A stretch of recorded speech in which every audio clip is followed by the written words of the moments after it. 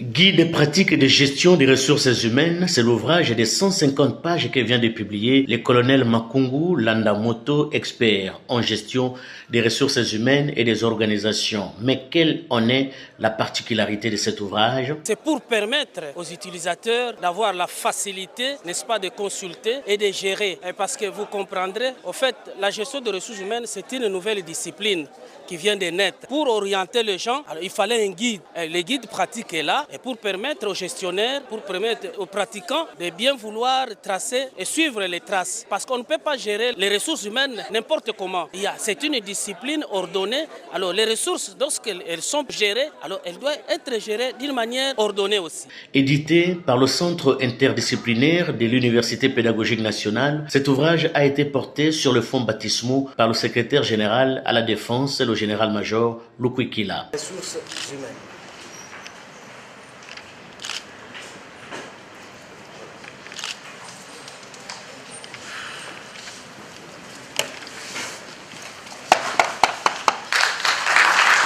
Les lecteurs découvriront un ouvrage qui ouvre graduellement la voie à des connaissances conceptuelles et théoriques avant de dévoiler la pratique dans les domaines de gestion des ressources humaines en passant par des préoccupations pratiques de base. La planification des ressources humaines, les processus de dotation, la rémunération, l'évaluation du rendement, la supervision et l'encadrement, la formation, la santé, la sécurité.